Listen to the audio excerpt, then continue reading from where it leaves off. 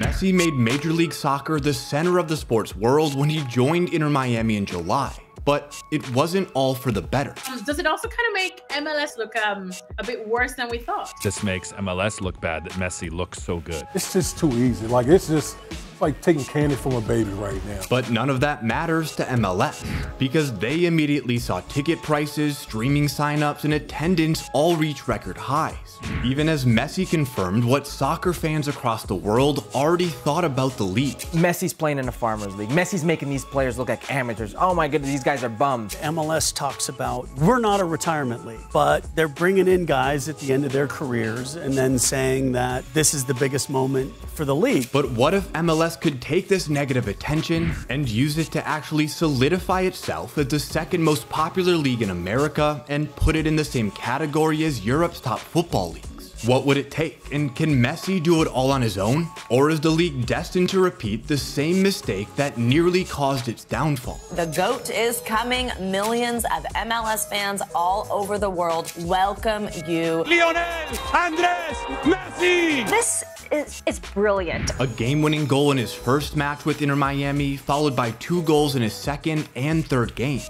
Messi kept scoring in every game he played and carried an MLS club that had won just 5 games before his arrival to a 6-game winning streak in their first ever trophy in franchise history. In fact, during Messi's first 6 matches with the team, they scored 21 goals, just 1 fewer than they had scored in the 22 regular season matches before Messi arrived. Now, this sort of individual dominance has been seen before in MLS by international stars, but even guys like David Beckham and Zlatan weren't good enough to carry the worst team in the league on an 11-game winning streak, which caused American soccer fans to start feeling like they should have been careful for what they wished for.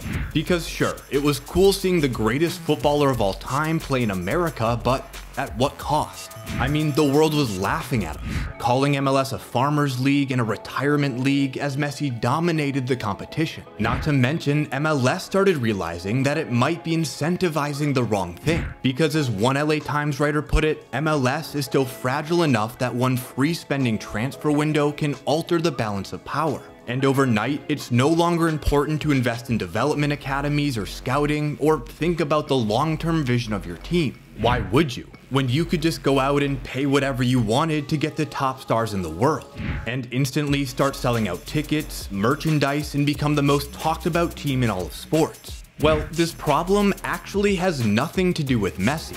That's because this isn't the first time MLS has tried to grow its brand by attracting top stars. I mentioned Beckham and Zlatan earlier, but as far back as 1975, Pele came out of retirement to play for the North American Soccer League's New York Cosmos, where he drove domestic interest in the sport like the country had never seen before. A trend that is pervasive throughout the history of professional soccer in America. 77,891 fans attended a New York Cosmos quarterfinal game in 1977 to watch Pele, and the league went under 7 years later. 1.5 million people watched David Beckham's LA Galaxy debut in an exhibition game on ESPN, but fewer people watched the league's championship game later that year without him in it. And even polarizing stars like Zlatan helped his team, the LA Galaxy and MLS, gain 320,000 and 100,000 followers respectively, but the league still lags behind every other American sport on social 5 years later, which just goes to show you, signing aging stars is not a sustainable strategy to grow interest in MLS. Sure, it's great for a boost of excitement, but what happens when that player retires or is on the downside of their career, or their team just doesn't make the playoffs?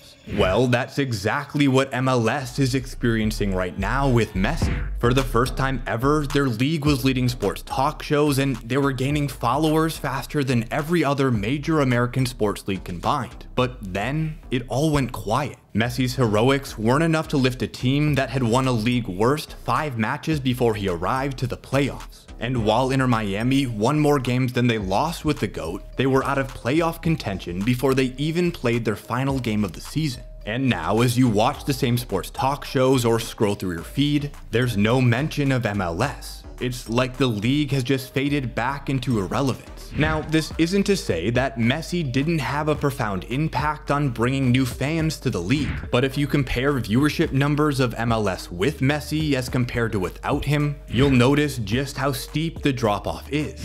Now, keep in mind, we don't have viewership data for the league this year since it's being aired on Apple TV. But we do know that last year, when MLS played its 34 regular season games on ABC and ESPN, they only averaged around 343,000 viewers. Compare that to the estimated 3.5 to 4 million people who watched Messi's debut on Univision and Apple TV this year, and you'll start to get an idea of where the league stands without their star. But at the same time, you could make the argument that it would have been equally as bad for Messi to have taken the worst team in the league and single-handedly carried them to a deep playoff run, because that would have truly highlighted just how far behind the rest of the world MLS truly is in terms of talent. So I guess MLS is just in a lose-lose situation when it comes to signing top stars, since all these stars seem to do is build short-term hype without attracting fans who stick around, all while exposing the league for having subpar competition. But Messi might be the one player who can break this trend. I mean, we're talking about bringing over the greatest athlete of all time just a few months after he won the biggest sporting event in the world. Even when David Beckham or Zlatan came to America, they weren't top 10 players in the world. But you could make the argument that right now Messi is still a top 3 footballer as he's playing in MLS. And the attention he brings has reached levels the league has never seen before. MLS saw record attendance after 3 years of decline, Inter Miami gained 10 million Instagram followers overnight, and MLS Season Pass saw 300,000 new signups in a single day. But even with all of this working in the league's favor, still, none of it will matter. Because like was the case with the stars that came before Messi, MLS isn't currently built to capitalize on this momentum. But there's one simple change that can fix that. You see, on the surface, MLS doesn't look so different from nearly every other successful American sports league.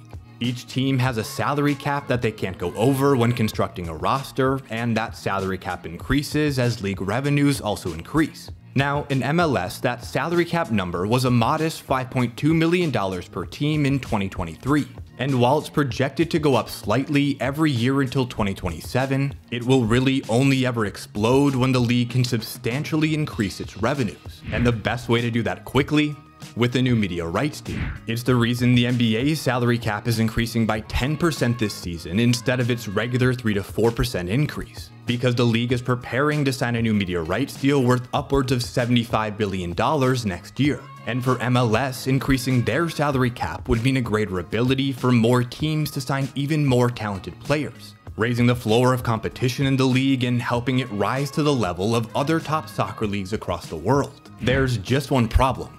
MLS is stuck in a horrible media rights deal.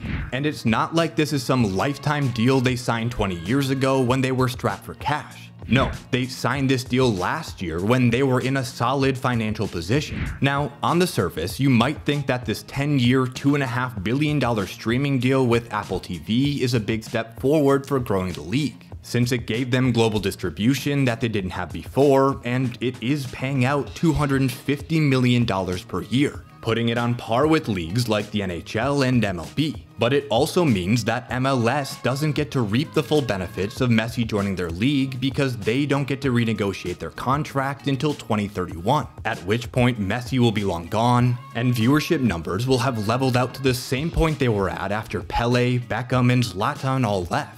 Which means MLS will have to settle for another below-average deal that will barely raise the salary cap, and the league will still be unable to sign enough talented players to earn any respect here in America, much less internationally. The exact situation they were in 2001 when the league almost folded as domestic interest in soccer was fading. And sure, each team can sign a player or two using the same designated player rule that was specifically created to lure Beckham and Messi to America. But at some point, just signing a few aging stars won't cut it. So what can MLS actually do to capitalize on Messi while they have him? Well, the ideal solution would be to get out of this 10-year deal they have with Apple so that they can renegotiate their media rights sooner while their value is at the highest, and in turn raise the salary cap. But that's not going to happen. However, luckily for MLS, raising the salary cap isn't the only way to attract global stars. In fact, the league can look at other American sports stars for a hint on how to do it. Remember earlier this year when a report came out that Caleb Williams would want equity in the team that drafted him?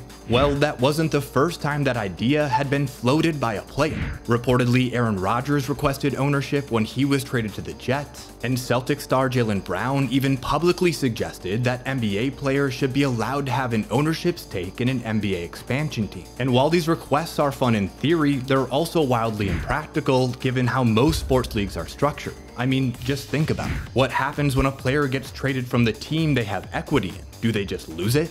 Or what if a team is sold? Does the player retain equity or is it cashed out?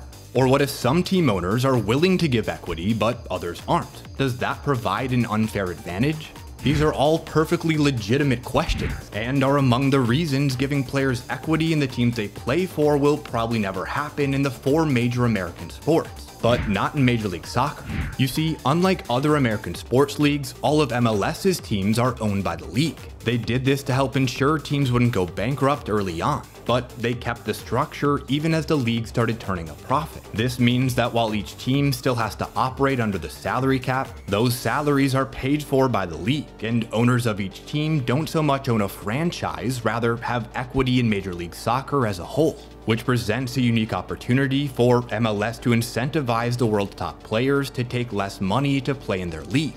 Because let's face it, it's going to be a while before MLS can compete with the Saudi League or even the Premier League on salary. But what if the top players can come over and also get some equity in Major League Soccer?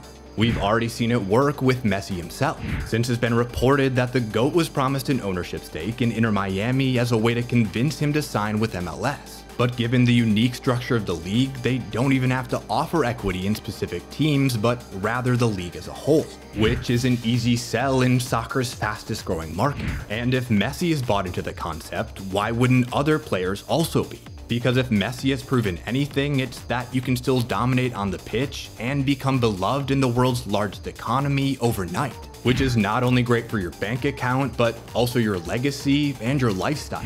However, if MLS doesn't harness this momentum and use it to create a sustainable model to increase the level of talent in the league, then they're at risk of being permanently stuck as the world's retirement league forever.